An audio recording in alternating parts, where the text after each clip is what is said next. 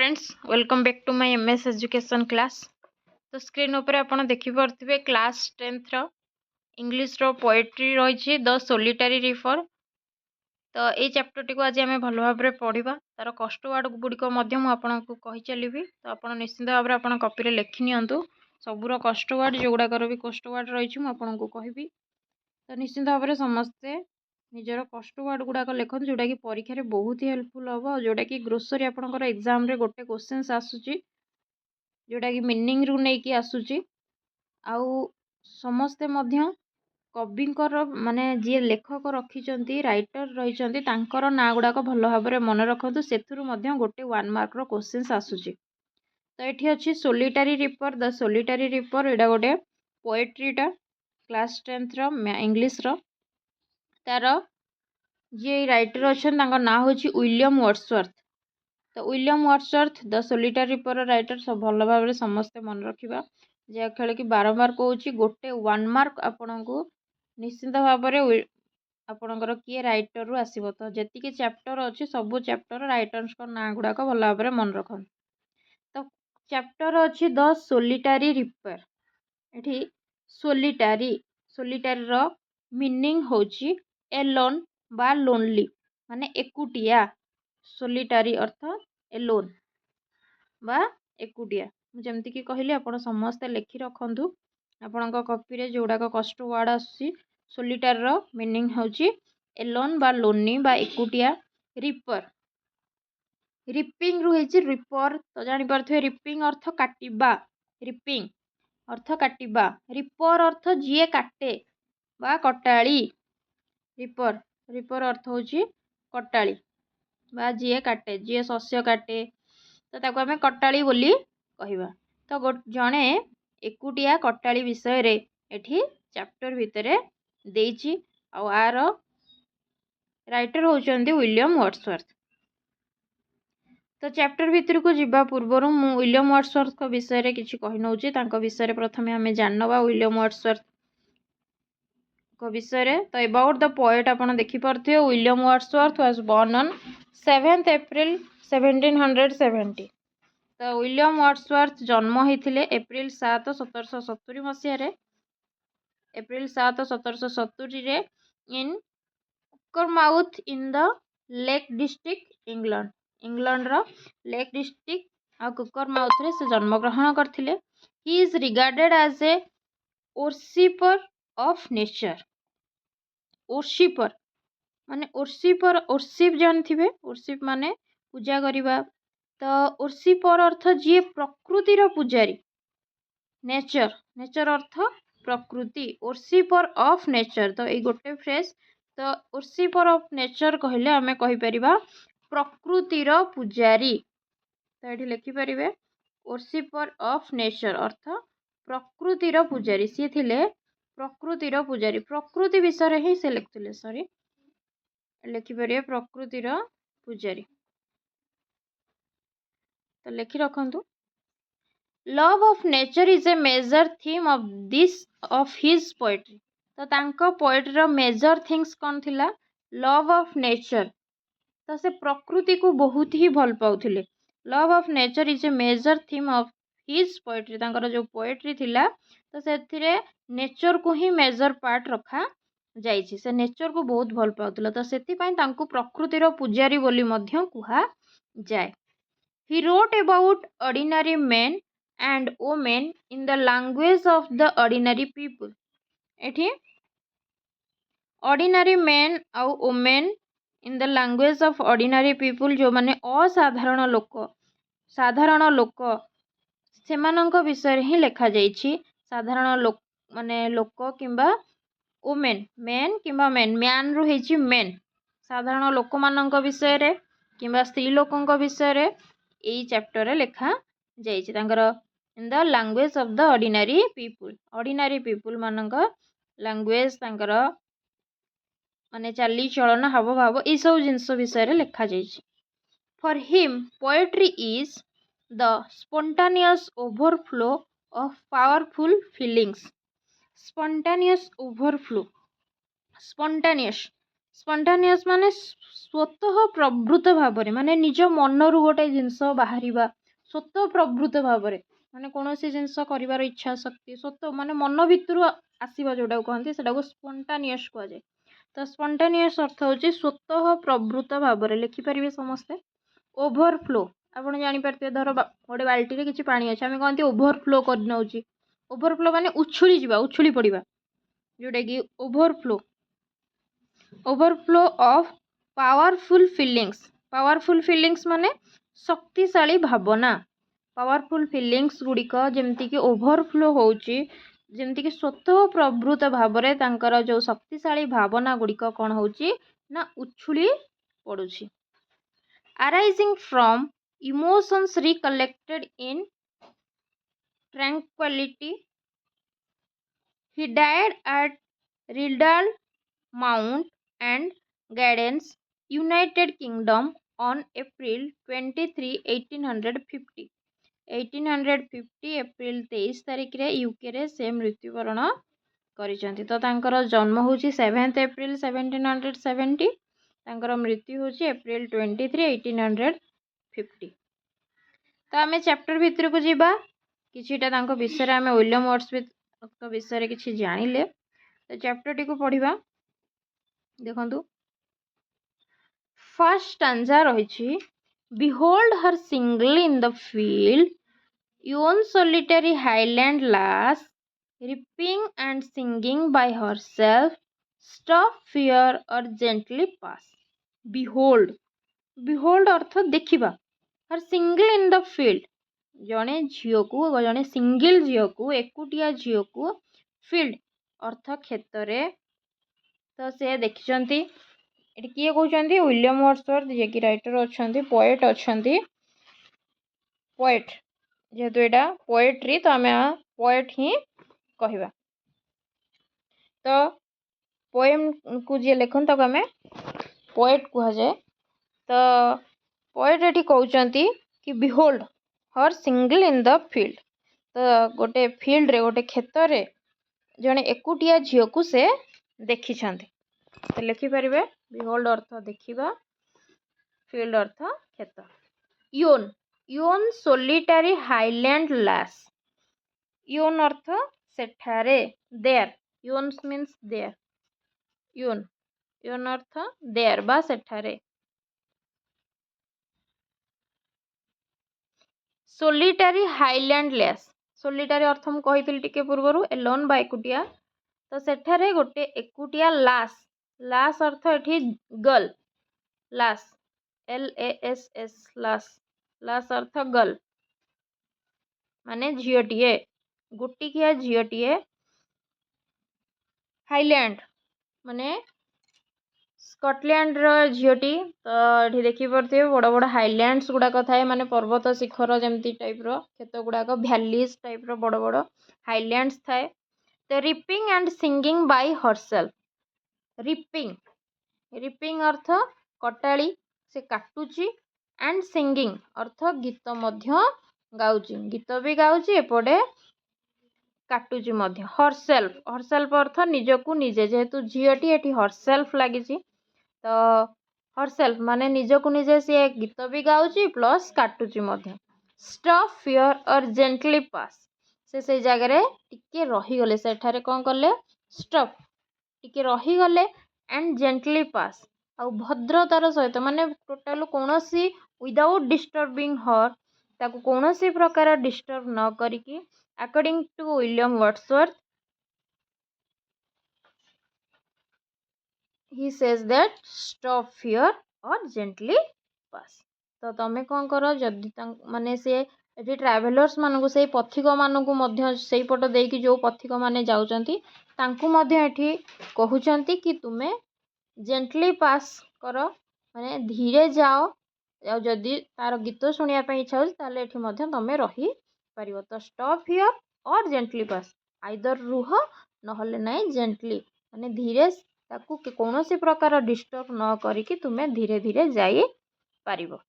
आई hope कि स्टांजाटी भल भाव में बुझी पारिथिबो। तो आउ थे मोर तार सारांश गुड़ाक कहीदे माने गोटे झीटी हाईलैंड लासटी माने गोटे पहाड़ी झील झीटीए एकुटिया गोटे शस्य क्षेत्र में शस्य काटुची एवं गीत मध्य गाउची।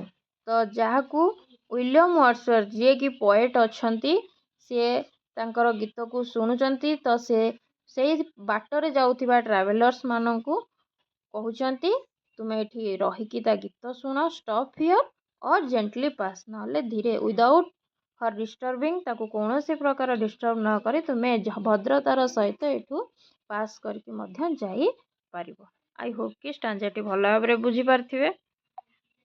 देन नेक्स्ट स्टांजा देखिबा। नेक्स्ट देसी alone she cuts and binds the grain and sings a melancholy strain. Oh listen, for the vale profound is overflowing with the sound. तो जाने फास्ट कहला कौन एलोन, एलोन माने एकुटिया, सी कट्स, कट माने से सी जेतु झीटी तो सी लगी। तो she cuts and binds the grain, से काटुथिला एवं बाइंड्स, बाइंड्स अर्थ बांधुथिला, शस्य को काटिकी तो भाବରେ कौन करुथिला बांधुथिला। ग्रेन, ग्रेन अर्थ एटी क्रॉप्स बा शस्य, तो शस्य को कौन करुथिला काटुथिला और बांधुथिला माने जणे एकुटिया alone. And sings a melancholy strain, melancholy strain अर्थ सैड सॉन्ग, मेलानकोनी स्ट्रेन अर्थ होची लिखि परिबे एठी सैड सॉन्ग माने दुख भरा गीत।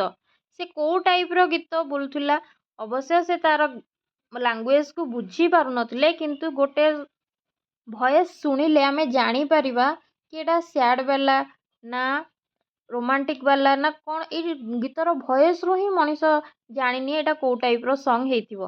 तो सीए एटी गेस करचंती कि से गीत गाउची गोटे सैड सॉन्ग ही गीत गाउची। तो सैड रो मीनिंग लिखि परिबे, सैड होची मेलानकोनी अर्थ होची सैड, तो मेलानकोनी स्ट्रेन अर्थ होची sad song. Then, oh listen for the valley profound, से कहउछंती valley profound, profound अर्थ गभीर, वैली अर्थ एठी वैली अर्थ होची वैली माने उपत्यका, भेल V A L E लिखाई छी शॉर्ट रे लिखि परथिबे, भेल लिखाई छी V A L E, vale अर्थ valley, V A L E ओई वैली अर्थ होची तमरो कोन ना उपत्यका। तो O listen for the valley profound, profound अर्थ गभीर, पूरा वैलीटा तार मेलानकोनी जो स्ट्रेन से जो सैड सॉन्ग बोलुथिला पूरा पूरा वैली सारा ही शुभुथिला। Is overflowing with the sound, जेमेति कि पूरा वैली पूरा गभीर भावरे तार वैली रे पूरा चारिआडे शुभुथिला, प्लस ओवरफ्लोइंग होची बोली एठी पोएट कहउचंती तार साउंड रे, तार गीतर साउंड रे पूरा वैलीटा ओवरफ्लोइंग हो जाउतला माने उछुली उठुतला, पूरा चारिआडे विस्तृत हो जाउतला, पूरा स्प्रेड हो जाइछि चारिआडे। तो जेमिति कि पूरा ओवरफ्लो हो जिवा माने उछुली उठिबा। तो एई वर्ड रे से लिखिचंती माने कहिबार अर्थ तार गीत पूरा वैली रे शुभु थिला। आई होप कि सेकंड स्टांजा मध्य हम बुझी पारथिबे कि गोटे झियो एकुटिया झियोटीए शस्य को काटुथिला एवं एकुटिया बांधुथिला, आउ से कौन करुथिला ना सैड वाला सॉन्ग मध्य गाउथिला, आ कौन करुथिला आउ तार गीत चारिआडे पूरा कौन हो जाइथिला, तो overflowing with her sound. Then next stanza, no nightingale did ever chant more welcome notes to weary bands of travelers in some shady hunt among Arabian sands। एठी माने दुईटी पक्षी सहित से गीत झीटीर गीत को एठी पोएट कंपेयर करछंती। गोटे होची नाइटिंगेल आ गोटे होची कुको बर्ड। गोटे होची नाइटिंगेल अर्थ बुलबुल पक्षी आ कुको बर्ड अर्थ होची कोयली। तो फर्स्ट आम नाइटिंगेल विषय पढ़ा। नो नाइटिंगेल डिड एवर चंट, चंट चंट अर्थ एठी होची गाइबा, चंट चंट अर्थ होची गाइबा। नाइटिंगेल होची कहली बुलबुल पक्षी, ओडिया रे आमे जोडा कि बुलबुल पक्षी कहते ताको नाइटिंगेल कहा जाए। तो no nightingale did ever chant more welcome notes to weary bands, एठी बैंड्स अर्थ होची माने ग्रुप रे, ग्रुप मान दल लिखि परिबे। बैंड्स अर्थ होची आमे ग्रुप को नहीं परिबा। वेरी वेरी अर्थ होची टायर्ड माने क्लांत होई पड़थिबा।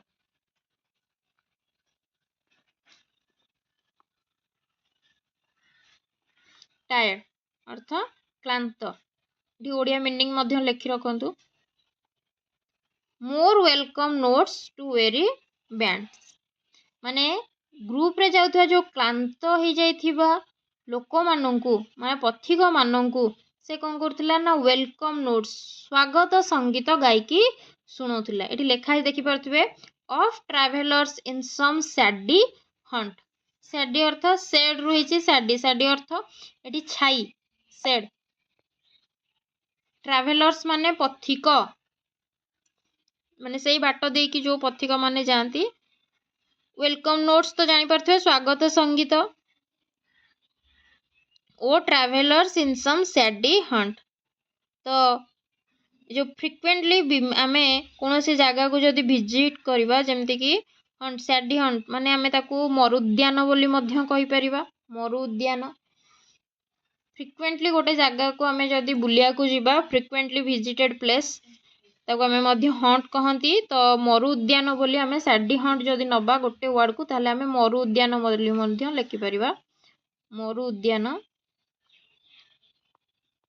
जोटी की ट्रैवलर्स माने टायर्ड हे कि कौन करती माने थकापण तांकर मारती जोटी बसंती।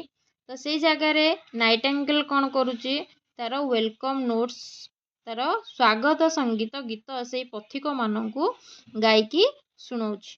एमंग अरेबियन सैंड्स सैंड्स अर्थ सैंड अर्थ होची बाली किंतु सैंड्स जदि लखिबा हमें एठी तापरे मरुभूमि की बुझेइबो। मरुभूमि डेजर्ट जोगुड़ाक मरुभूमि तो कौ मरुभूमि ना Arabian Sands among Arabian Sands. तो आई होप कि स्टांजाटी बुझी पारुथिबे। तो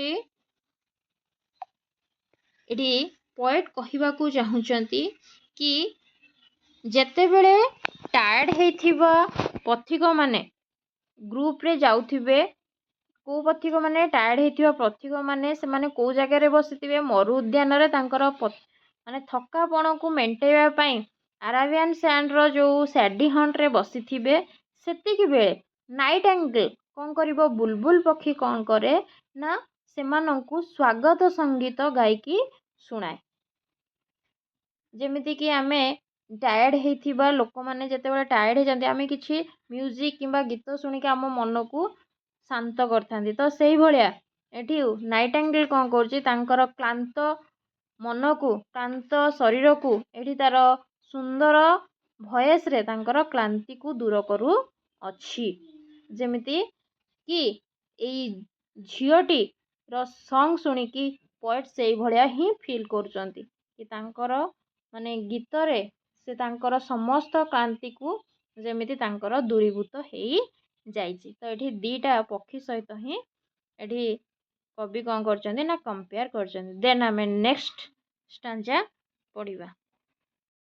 स्टांजा हमर देइछि a voice so thrilling never was heard in spring time from the cuckoo bird breaking the silence of the seas among the farthest Hebrides. तो एठी poet कौन कहउचंदी जेमति कि कहितली दीटा पक्षी सहित एठी नरेटर हमर पोएट जी अछंदी से हमर जो एकुटिया झियोटी जो सॉलिटरी रिपर चैप्टर टी अछि जो स्कॉटिश गर्ल जनक तो ता सहित कंपेयर करचंदी। फास्ट आमे नाइटिंगेल विषय पढ़थिले देन एठी कुको बर्ड सहित मध्य कंपेयर करा जाइछि।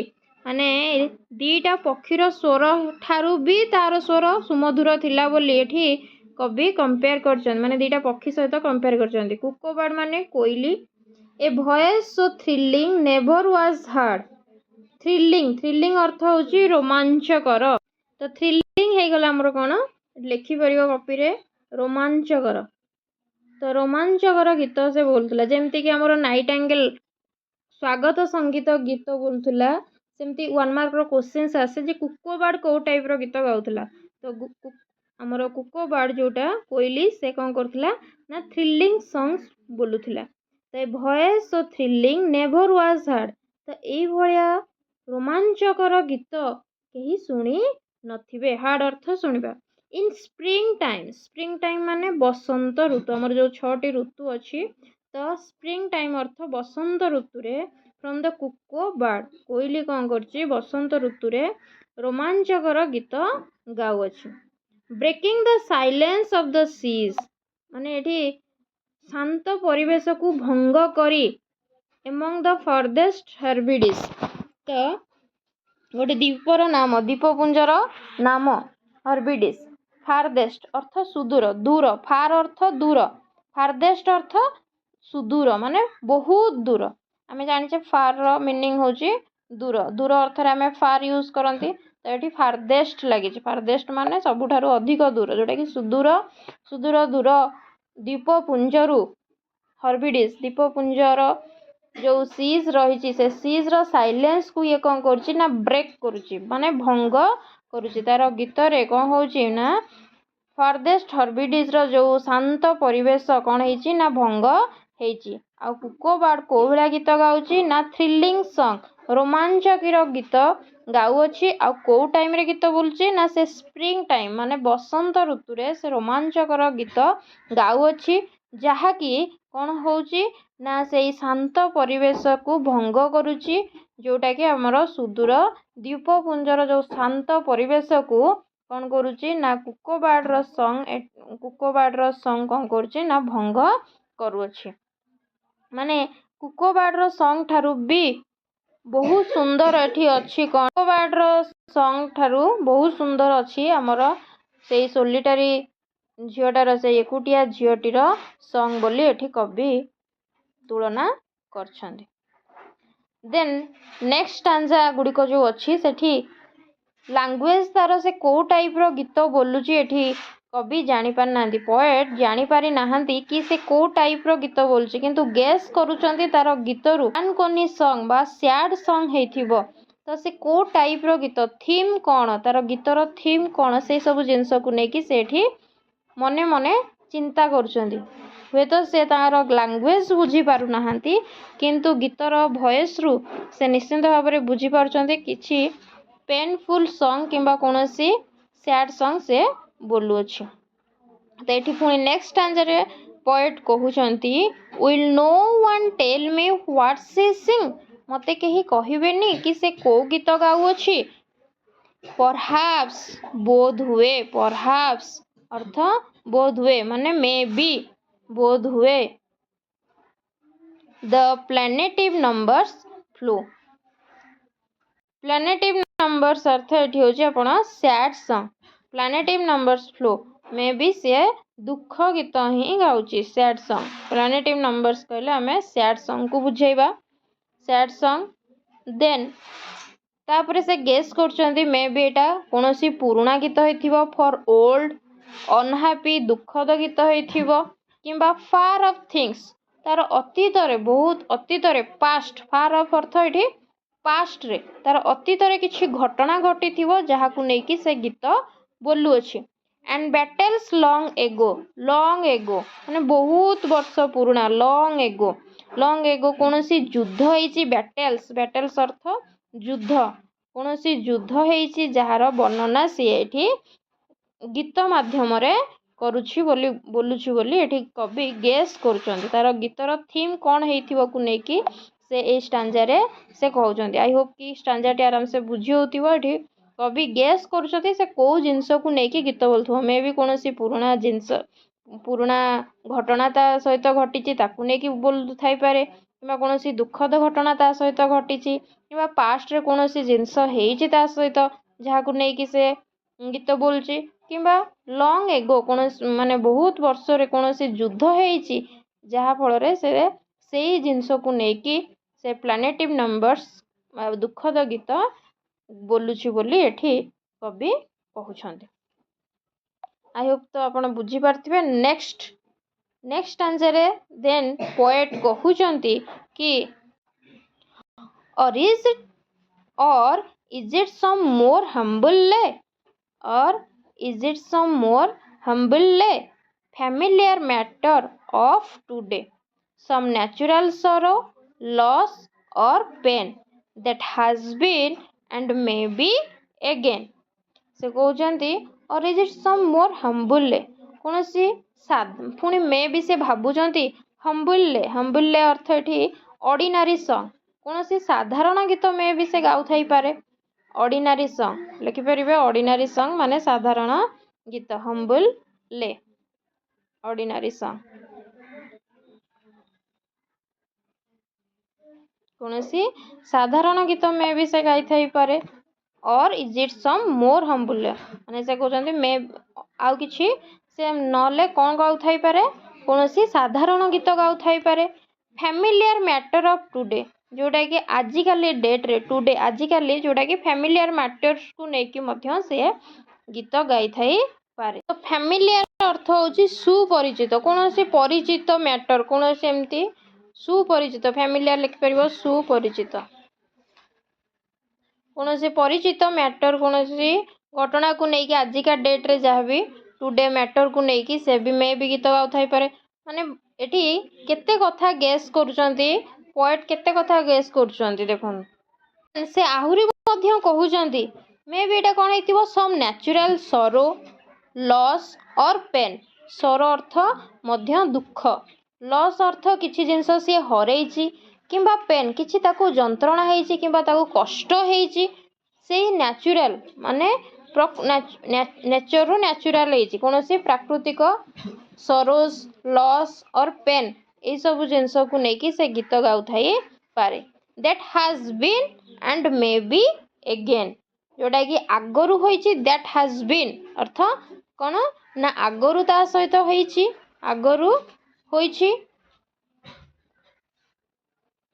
किंबा एंड मे बी अगेन आगु को हेबार अछि मे बी अगेन किंबा आउ थरे होई पारे मे बी अगेन अर्थ आउ थरे होई पारे से कहया कथा कि that has been and may be again आगरु होइछि किंबा आउ थरे होई पारे तो इस स्टैंजाटी आराम से बुझी पारथिबे आई होप निश्चित भाव में आउ थरे मैं आपको बुझे रखुची कि एठी पोएट कहउचंती प्रथमे से गेस कले कि एटा गोटे ऑर्डिनरी सॉन्ग हेई थाई पारे कौन सी हम्बुल ऑर्डिनरी सॉन्ग हेई थाई पारे किंबा कौन सी फैमिलियर मैटर को लेकी सॉन्ग हेई थाई पारे जोटा कि सुपरिचित घटनावली को लेकी हेई थाई पारे किंबा कौन सी प्राकृतिक सरोज लॉस और पेन किंबा कौन सी दुख किंबा कौन सी कष्ट किंबा कौन सी जिंस से हजेइछि जहा को लेकी भी से गीत गाउ थाई पारे किंबा that has been and may be again किंबा ता सहित आगरु घटिछि किंबा आगु को हेबाकू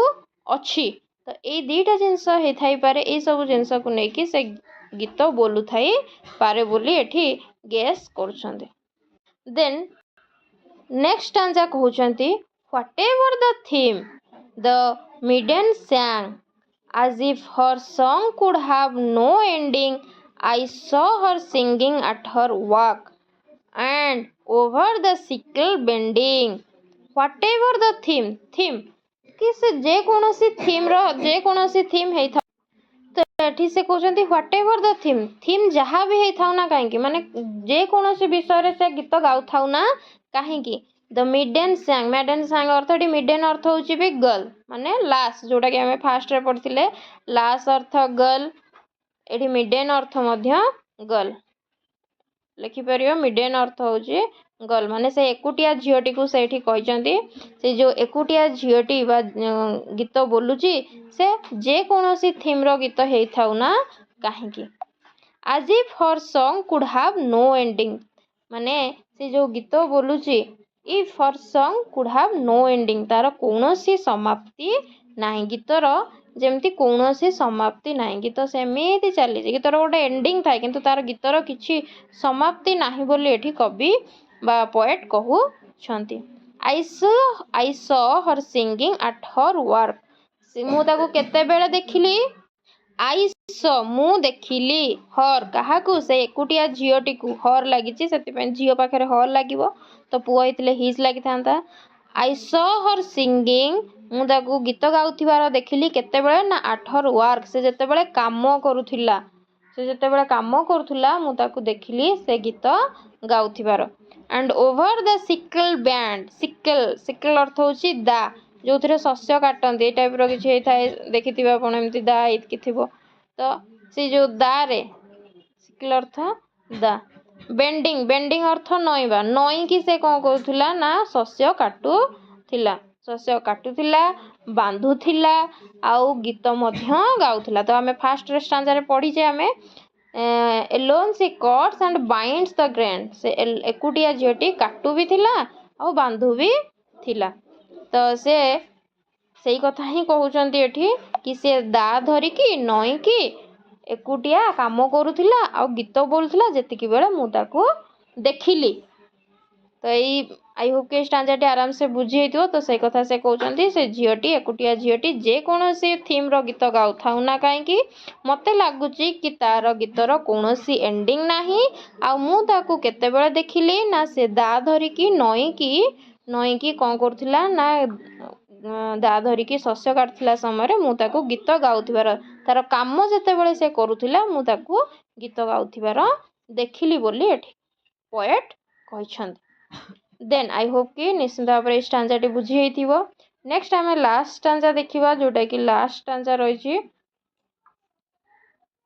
कौन कहउचंती I listen motionless and still and as I mounted up the hill the music in my heart I bore long after it was heard no more I listened मु सुनिली कौन मोशनलेस एंड स्टिल मोशनलेस अर्थ जहाँ still अर्थ माने without any movement कौन सी प्रकार movement न करिकी से कौन करछंती नीरव रे ता गीत को शुणुचंती एंड आज आई माउंटेन ऑफ द हिल गीत को नीरव रे शुणिकी कौन सी मोशन न करी कौन सी विदाउट एनी मूवमेंट नीरव रे शुणुचंती आ कौन करछंती धीरे धीरे माउंटेन ऑफ द हिल हिल अर्थ पहाड़ माउंटेन ऑफ द माने ऊपर को चढ़ीबा से हिल ऊपर को से कौन करछंती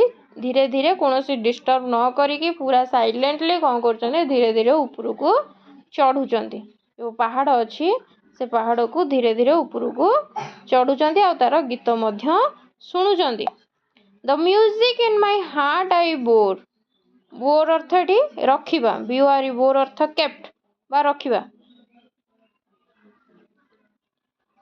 से कोठी रखिचंती तांको हृदय रे साइतिकी रखिचंती my heart the music in my heart I bore the music को से तांको हार्ट रे तांको हृदय रे कोन करचंती साइतिकी रखिचंती long after it was heard no more distance बढ़ुथिला किंतु सॉन्ग टी किंतु सुबु भी थिला तांकर जेतिकी से माने ऊपर को उठी उठी जाउचंती चढ़ी चढ़ी जाउचंती तांकर से झियो ठारू डिस्टेंस टा बढ़ी बढ़ी जाउची long after it was heard माने बहुत दूर पर्यंत से ता ठारू दूरे गलेनी किंतु तार गीतटी एपर्यंत मध्य तांको कान को शुभु अछि तांको डिस्टेंस बढ़ुथिला किंतु से झियोटीर सॉन्ग तांको कान को शुभुथिला जोटा कि फ्लैशबैक बेले एबे भी तांको आखि सामने रे तांकर वॉइस तांकर म्यूजिक से झियोर आज मध्य तांकर मने पड़ू अछि तो निश्चित भाव में पोएट्री गोटे